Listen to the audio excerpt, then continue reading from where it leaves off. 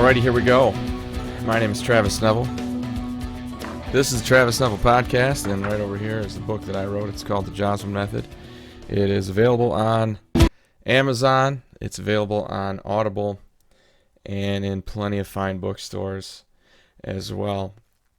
I started the new book this week. I've got myself on the same schedule that I used to write that one.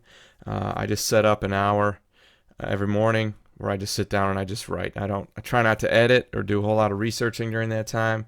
I'm just writing, getting content down, and I'm getting about 2 full pages a day, like Microsoft Word, single spaced, like 11 font, I think.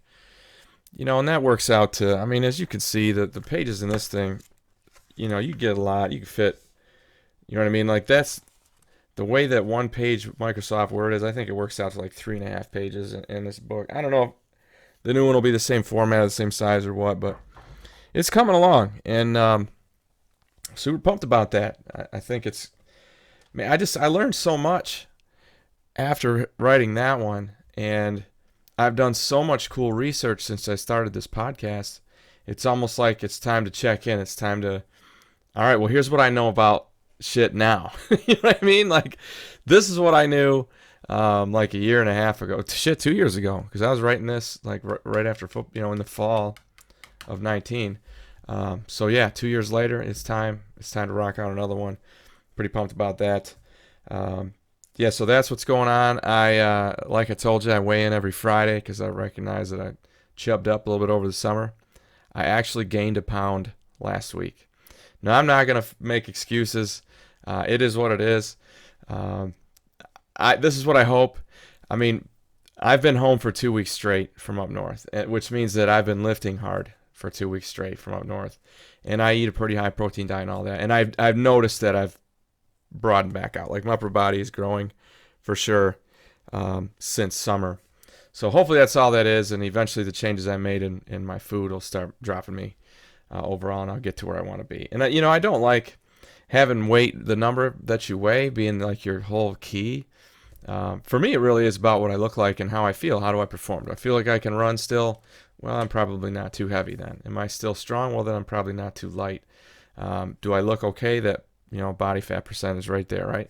I think the last time I had my body fat percentage done, it was at least 2 years ago, maybe 3, and I was like 218, something like that, and I was at, I think, 14 or 15%, which for me, that's fine. Might have been 16. It was right there in the mid-teens, and I remember thinking at that point, well, it's a good time for me to check. I'm interested in what the numbers show right now, because this is exactly where I like to be. I'm at my ideal whatever, and anyway, so there's your update for the week. I'm actually plus a pound. I'm now 229.5. But, whatever. What are you going to do? Keep grinding. That's what I'm going to do. I'm going to make some changes. So, like I said, I've been getting into this guy, Ryan Mickler, on the recommendation of Jack Donovan. He said, man, you sound just like Ryan Mickler. And then we had that conversation weeks ago, probably months ago. And since then, I've started researching more about Mickler, and he's right. We are very similar as far as how we look at shit. Now, he's got his tweaks on things. He's got his different perspectives. And I talk about that in the professional separation episode, that, he has some stuff that he gets into that I don't. He's got the higher power thing. I don't have that. He's got I got things that he doesn't have, and that's what it is. But I listened to one of his podcasts, and it was about the top 3 things that he recommends. He's actually really, reactionary is the wrong word, but a lot of times his podcasts are in reaction to like a glut of questions that he's had from his customers or from people on social media or whatever. So a lot of times that's what he'll do. He'll answer those questions on his podcast. And, I don't have a whole lot of people asking me questions yet. Not that you can see. People in my personal life who watch this stuff, they ask me questions all the time, like the whole 4 a.m. thing. At least, I can act like it's 4 a.m. today. It isn't 4 a.m. It's Sunday night.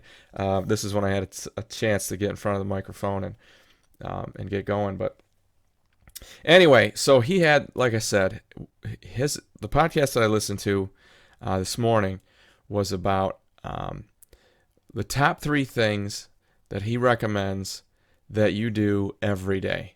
to make yourself a better man, make yourself more successful, make yourself a more, top-notch person, to move yourself down the road that you want to go down. And his answers were great. I mean, he said, number one was work out, which I can certainly get behind that. Number two was, I can't remember what number two was, actually. Number three was practice restriction. Like, somehow be disciplined, I guess, is really what he called it. Something that sounded way worse than that, but he said essentially be disciplined, and that's don't overeat, make sure you get up on time, practice discipline, really is what I would say. What he was talking about, I would call it practicing discipline. That's where he came out. And I think that stuff's different for everybody. I mean, some of the stuff crosses over and it's the same, but I thought, hey, you know what? I'll just make my list. These are the things that I do every single day that I know, are going to move my life forward. And, and in order to come up with this list, I actually I went back in my book, because if you've read it, you know that there's 12 things that they're all daily habits, things that you should be striving to accomplish every day. Now, it isn't a situation where you're trying to hit all 12 every single day, because some of the stuff you just aren't going to get the opportunity. I mean, yeah, some of the stuff, shit, you can't. Good luck if helping somebody every day. That's a tough thing to do. Volunteering every day, that's tough to fit in every single day. So I figured out, all right, which were the things that I would do every day, and this is what I came up with. So number one, and Mickler and I, we very much agree on this. Probably the most important thing that you can do to improve, it doesn't matter what it is that you want to improve. If you want to improve your mood, your level of happiness, your level of success, your success with the opposite sex, your success at work, it doesn't matter where you want to get better. You start at the gym. That's just the bottom line. It doesn't matter how far down you are in your life or how great you already are. The gym will make you better. That's just the bottom line. Mickler and I, like I said, we saw eye to eye on this. I would tell you that I'm going to, focus on men like I normally do. There are two pieces to this. You should be making your body stronger. And I don't mean here's what I do mean. Actually physically able to lift heavier shit. You know what I mean? That's what you need to be doing at least, 3-4 times a week. You should be focusing on physical strength. You're a dude. That is part of what makes you a dude. So be better at it. As I was writing this book, I kept coming across this line that Mickler talks about and Donovan talks about and everybody else talks about. All these guys who talk about masculinity, there's this phrase, and there's a difference between being a good man and being good at being a man. And I'm talking about it in the new book, and it's being a good man that's more of a mental thing. Like, that's just having some conscience and making good choices and doing the right thing and helping people and not being a fucking asshole and not cheating, not lying, not stealing. That's being a good man. And that's a thing you can work on for sure. Most of it's innate, though. It's kind of who you are. And if it isn't, then you got to move yourself down that path. But being good at being a man, to be the best man you can possibly be, you've got to accentuate your manly things, and one of them is your fucking physical strength. So get in the fucking weight room. Okay, that's a thing you should be doing every single day. You should be exercising. And again, I'm going to break it down into a couple areas, things that you should focus on during the week. You should have at least 3-4 days of your week. And remember, you're going to work out every single day. There's not a day you don't work out. It doesn't matter to me what your injury is. I've had lots of different injuries. I've had shoulder problems. I've had elbow problems, wrist, back problems. I've had lots of knees, lots of ankles, stuff like that. I got a left hip that's bothering me right now. Abs have been sore, just based on the workouts you did before. It doesn't matter. You're never all sore from top to bottom. You're just not. And even if you are, fucking stretch. Just go do some yoga. Go do some yoga stretches that stretch out your lower back and your hips and get some spinal twist in there. Do you ever notice that, when you see an old dude or an old woman, one of the things that makes them look old as they move around is they can't move themselves. Like, they can't move their head very independently of their body, and they can't move their shoulders independently of their hips very well. And that's that spinal twist thing. There's probably another name for it, but make sure that's a part of your stretching routine. But every single day, and I'm going to tell you, you need to do it first thing in the morning. Now, I don't know how you work out at night. I don't know how you do it. I'm always hungry. I'm always tired. I don't want to work out. And I'll tell you this, I got in this habit. And I started working out really early because I was afraid to be late to work. Back when I was a teacher, I'm like, well, I'll plan on getting there an hour early so I can work out. And then worst case, there's traffic, there's whatever, I'll just miss my workout and I won't be late for work. Gives me like an hour pad. So kind of two birds type of deal. But also, it's the best time to burn fat. I mean, this could make more sense. You don't have anything in your stomach when you get up in the morning. You probably haven't eaten. Hopefully, if you're being good at your eating habits, you haven't eaten anything since several hours before you went to bed, which means it might be 10, 12 hours ago is the last time you ate anything when you get up and go to the gym, which is ideal because now your body is going to be running on stored energy, which is fucking fat that you don't want and you don't need. So that's why I started. Another reason why I thought, hey, this is a great time to work out first thing in the morning because I'm as empty as I'm going to be. And I know I'm burning stuff that I want to get rid of. That's where you get a lot of your fuel. So that's an advantage. So other than lifting, you better be doing some cardio. And I can remember, like in my 20s, I didn't give a shit about cardio. I'm like, fuck, I can run all I want, whatever. There's not a thing I want to work on. I just don't give a shit. And I just lifted. Man, I just want to get big and strong. I just want to put on weight. I want to get huge. That's all I was trying to do. And I kind of ignored cardio. I didn't really do much of it. And then I got, I hit late, 27, 28. All of a sudden I started putting on weight. All of a sudden I started getting fat. It hadn't changed anything. I was still eating like an athlete, way too fucking much and whenever I wanted.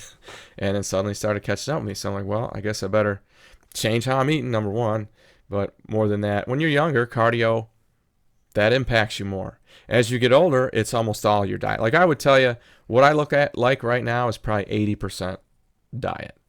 Whereas back then might have been 50% diet determined what I look like. But as you get older, it sucks, but it's more and more about the food and not the work. 'Cause I've never had a problem working out. Like I just like doing it. It's fun. I like being in there. I always feel accomplished when I leave. If nothing else, I mean, it's a great mood enhancer. Like I leave the gym and I usually feel pretty damn good, and if something's been bothering me, something's been on my mind, I fucking feel better about it when I leave the gym. I just do.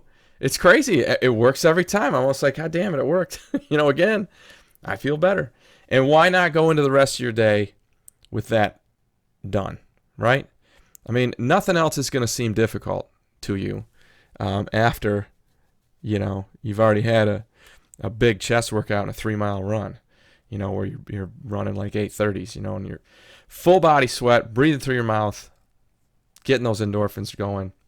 So that's one thing you should do every single day. I don't care if it's just a long walk with your dog or with your partner and your dog or your kids.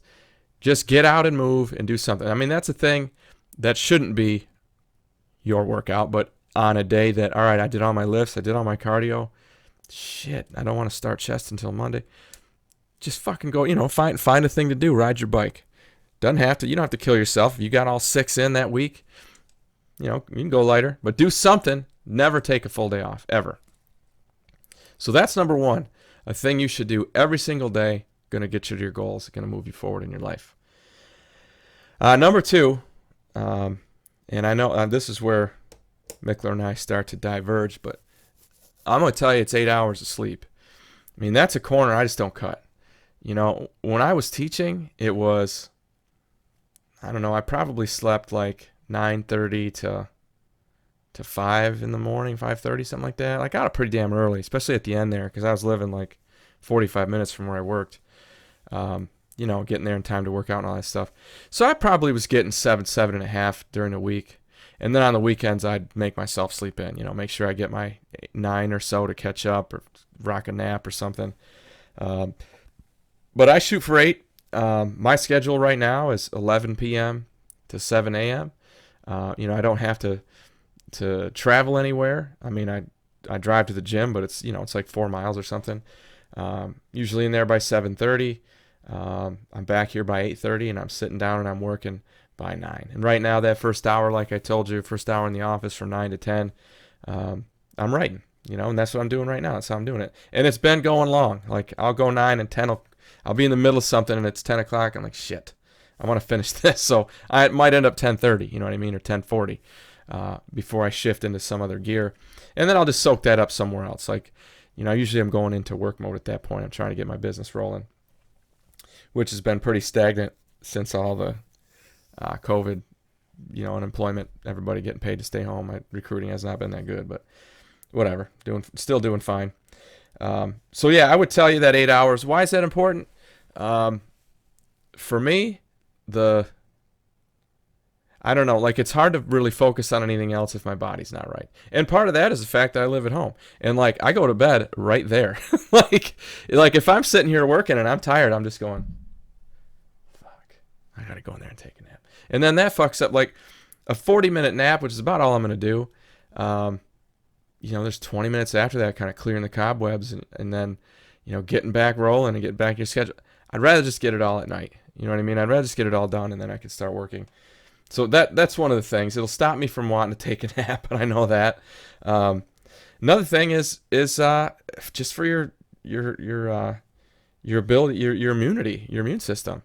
I always drink lots of water, so there's no issues there. But if I'm not feeling well, if I'm getting sick, that's not going to change. I'm always going to drink a lot of water. So sleep helps me more than anything. Like, I can remember, again, back when I was a teacher, when I had a real job, if I knew I wasn't feeling well, I would call in sick the night before. So I knew I could sleep in the next morning and get my 8 or 9 or whatever, because that would heal me up faster than anything else. And it prevents shit too. It keeps you from getting sick. That's, what I found. And shit, if you're following the first habit I gave you daily, you're going to be fucking sore. Something on me is sore all the time. And I like that feeling, as long as it's not a sore joint or something, then I worry about it a little bit. But I've always got sore muscles, and it's usually from working out or working physically. And that's a good thing. But the way you heal it up is by sleeping. And when I shifted to the 11 p.m. to 7 a.m., I shifted from midnight to 8. And I wanted to start, I had to add an hour so that I could do the writing, right? That was my plan. In the first few days, you're not tired at 11. You're not tired till midnight. So I'm going to sleep at midnight. Alarm's going off at 7. Eventually, I won't even need the alarm. I'll just wake up at 7 because I'll be going to sleep at 11. My body does 8 pretty well. But I noticed first few days, I'm like, fuck, I'm sore. Like, holy shit. Like, Tuesday morning, I woke up, God damn, I'm sore from chest. And then Wednesday, I'm like, fucking, my traps are killing me from that back workout. Man, I must really be getting stronger. And then I realized, oh yeah, you're not sleeping enough. So you're not sleeping off the soreness. I don't know why it is that way. But if it's the truth, sleep heals soreness. And again, water. Water fixes that too. That'll get it out of you. Yeah, so sleep, pretty important. Just do the damn research. It's great for every function of your body. It's great for every function of your mind, which is part of your body, right? Get your sleep. People like to brag about, oh, I only sleep 4 hours a night and I get all this done. I get all that done. I'm a multitasker. Fuck off, man. I guarantee you're going to be better at your life when you have enough sleep. I guarantee it. I hear people tell me, oh, well, when you're in boot camp or whatever, you only sleep 6 hours a night, but it's the highest quality sleep you've ever had. I'm sure it is, but you still need 8. That's just what it is. I've done a shit ton of research on it because I wanted to go, hey, am I the weird one here where I need this 7 or 8 every night? No, I'm not. You look into any sleep researcher, they're going to tell you, people who tell you that they don't need 8 hours, they don't know what they're talking about. They think that they're supposed to not have 8 hours, so they don't get them. And that grinds your body down. You got to fix that shit up. If you can't sleep 8 hours at night, you can't make it 8, maybe you're not working out hard enough. Just saying. Because I'll tell you, yeah, when I'm working out hard, I sleep like a baby. I just go down and I'm out. You know what I mean? And that's it. Like, I lay down and I sleep and it's over. But if I'm not working out, there have been a few small windows of time like that. Usually it's because I'm unbelievably sick. Like when I caught the Rona, my sleep was shitty. But most of that was just due to being sick. And I know that had I been working out, I'm sure it would have helped some. But, I had the cold sweats and body aches were the worst. Every time I rolled over, I'd be like, shit, I'd wake up because something hurt. Yeah. Anyway. So yeah, get your workouts, get your sleep, take care of your body first. All right. That's, again, daily habits that are going to make you better. Those two things, I promise you, guaranteed will fucking work. You will get better at everything. You'll be better at your job. You'll be better in your relationships. You'll be better with your family. You'll feel better. You'll think more clearly. You'll be sharper. You'll have lower resting heart rate. I mean, there's a million fucking upsides. If you don't believe me, just Google anything. You'll find it. Working out makes you better, and sleeping is part of that process. That's recovering from the workout, making yourself stronger, recovering, break yourself down, recover, break yourself down, recover. So those are two things I would tell you. Do them every single day. Do not cut corners on that shit. Just don't. And the place where you cut the corners with sleep isn't in the morning. It's at night. You aren't going to bed on time. If you're not getting enough sleep, that's the problem. If you're working out and you're doing all these other things right, and you're like, well, I only sleep 6 hours, it's because you're not going to bed on time. Because you're probably fucking watching a TV show. It's nighttime, so I know you're not working like physically, like doing work to make money. You're just chilling and you want to watch the end of the football game or whatever. And that's okay now and then, but anyway, that's habit 1 and habit 2. Stepping outside of the physical, I get this done every single day. I want to get a few things done with my hands. Between my recruiting business and this podcast and the book and all that stuff, that's all very mental, and it's sitting here typing and thinking and talking and editing and all these things sitting right here in my office. I need to do shit with my hands.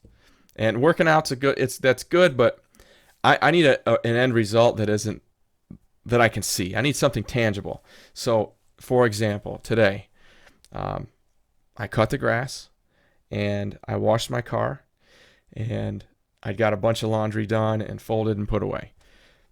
It doesn't have to be some kind of major deal, Like the other day, I built this little privacy fence thing for behind my hot tub. So it's just a little bit more private back there.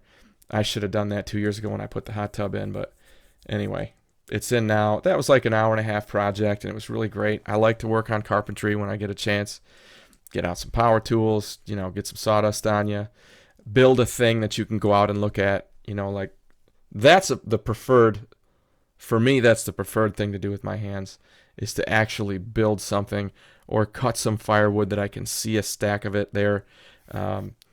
Like washing my car is good because I can look out the window and look how clean it is. You know what I mean? Or the grass is good too because I can see how good it looks. All striped. I always cut it at angles. Having some pride in your yard is a good thing, especially if you've got neighbors who can see it. So yeah, I try to do something with my hands every day. Constructive, I would call it, not necessarily construction. It could be it could be as minor as vacuuming, or doing a little dusting, or I'm going to clean this toilet right now real quick. I'm standing here, the stuff's here, just get that done real quick. Take the dishes out of the dishwasher, put them away. There's a lot of these maintenance things in your life, especially if you own a home, that they're going to need to be done daily. You can put them off, but just like anything else with procrastination, the longer you wait, the worse it's going to be, the more you're going to have to do, and the less you're going to want to do it. So just doing a little bit all the time is good. Like if I invite somebody over to my house, I don't have a big mountain to climb. You know what I mean? Like, all right, well, when's the last time I vacuumed? All right, it was 3 days ago. All right, I'm fine there. The dishes are put away because I did that this morning. I'm good on clothes, whatever. Like, I just kind of constantly do shit. You know what I mean? Constantly keep my house up, the inside and the outside. Same thing if I I'm going to go do something social and I need my car. Well, it's fucking clean. I cleaned the inside of it yesterday and I cleaned the outside of it today. So I just keep shit up. Then when a thing comes up, there's less stress to be dealt with, if you do things that way. But so there's an upside to doing stuff with your hands outside of the satisfaction of it. You're just going to it eliminates stress down the road. And to me, almost everything I do is about eliminating stress. Like, I'm not a stressed out guy. Not at all. And I don't know if I ever really was, but I know I don't like that feeling of anxiety. I don't like it. So I will set up my life to eliminate that shit. Like I talked about, like if I've got a thing to do very early in the morning and it requires me to be packed, if I got to get on an airplane or something, I have my shit packed the night before. And I got my clothes laid out, so I don't have to do any thinking in the morning because that's stressful. Wondering where, you just got up groggy trying to figure out, did I pack this? Get it done the night before, other stress relievers, shit, right here, man. Here's my list of things that I've got to do. It's down to only 2 things because I just peeled off a page that everything was scratched out, everything was done, and I got 2 things. One of them here first is episode 36, so here we are, we're recording it. That's a stress reliever because I don't have to worry about, am I going to forget something? Was there something I was supposed to do today? And you can see, I rock this desk calendar. And I put all kinds of shit on there. And if I know I'm going to be, over the summer when I was out of town, I was up north working, I would take a picture of this fucker when I left. So I could look on there and say, was there something I was supposed to do today? Yep, got to do this. Everybody's got different ways to stay organized. But for me, staying organized is a stress reliever, and that's just a good thing to do. So that's why you want to do stuff with your hands to relieve stress. That's the point I'm trying to make. Item number 4 that I think you should do every day is maintain a relationship. I wrote it down as maintain a relationship. I got a bunch of different ways to do that in here, or a bunch of different examples of it, I should say. But maintaining relationships shouldn't be that tough for you. I mean, your relationships, like your house, like your car, like everything else in your life, if you just kind of keep them up all the time, then you won't be facing a big breakdown, a big issue that's you got to manage and deal with and have stress and all that bullshit. So just keep the balls in the air, so to speak, the juggle balls. Maintaining a relationship can be really simple. My buddy Pat today, I shot him a TikTok video of this big fat fucking lineman trying to cut and do cones, and he said this funny shit, and that's just my way of saying, hey, what's up, bro? That's maintaining a relationship. I sent a text to my buddy Dan yesterday saying, hey man, I'm scouting Team X this week. I'm going to be out watching them, videotaping them, and it's in your hometown. Let's hang out, dude. Let's go. You want to go to the game with me? He likes this sushi place. I do too. We'll go have some sushi. We'll go to the game. Be a good time. Let me know. Reaching out and talking to people you haven't talked to in a while. That's how you keep those relationships good and tight.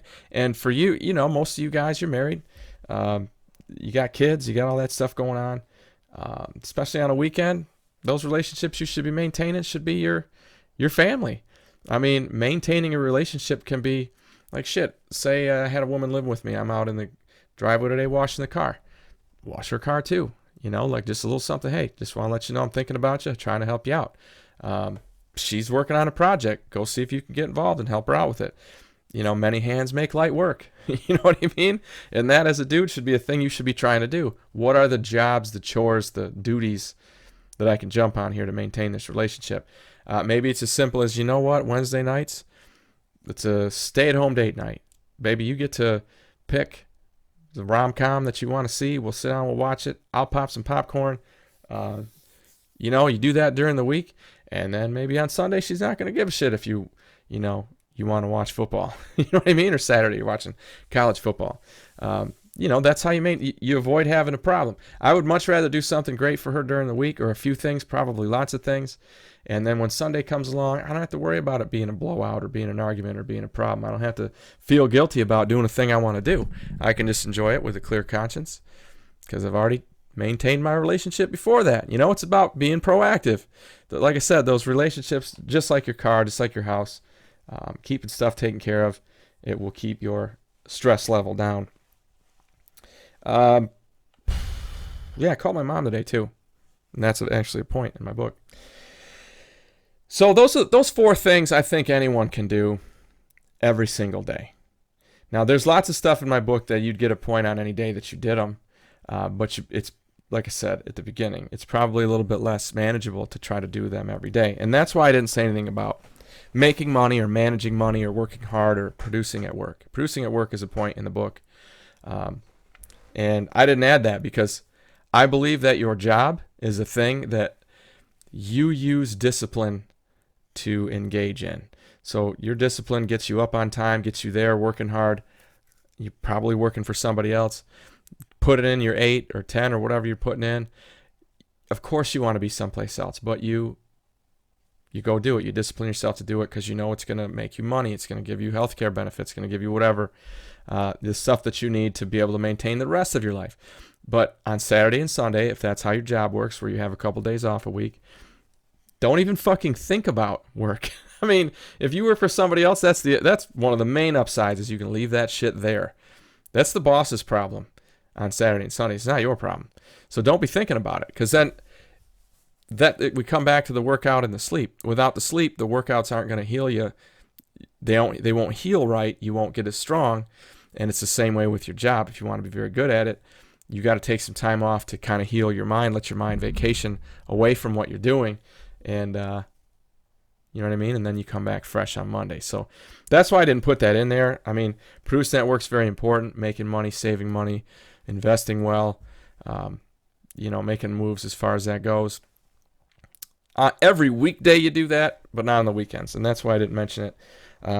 But those are my 4 things. Those are 4 things that I think are going to make you a better man, a better person during your life. If you do all those 4 things every day, I guarantee you in a year, your life will be better than it is right now. Shit, it'll be better than it is right now in a week. You know what I mean? Like, you get a good solid weekend of getting your workouts every day, because I know most of you probably don't.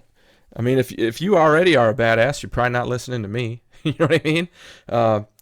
And the sleep is the same thing. You know, if you were great at that already, you wouldn't be looking for ways to make your life better. Going back to the sleep thing for a minute, don't be thinking about how, oh man, I shouldn't have to need that. You know what? You're a fucking human. You have a human fucking body. And if it came with a manual, it would say right in there, there's only 2 things that you can do to fuck up this fucking human body. Much like a vehicle. You can beat the shit out of it, or you can not use it at all. Those are the 2 worst things that you can do to yourself. Okay? And part of beating the shit out of it is not letting it recover. You know, you want to make your body last a long time. Shit, you want it to work at a reasonably high level. You got to get enough sleep. Don't feel guilty about that. You know, if you got things in your life that are making that tough, move shit around. Figure something out, but get your fucking sleep. Pretty damn important. You know? Don't feel guilty about that. That's not like dessert. Oh, I'm going to let myself sleep 8 hours. Fuck that shit. Get your 8 hours. Think about how productive the next 16 hours are going to be when you feel great. You know? Get in that habit. So that's it. 4 great habits, 4 great daily habits that are going to make you better.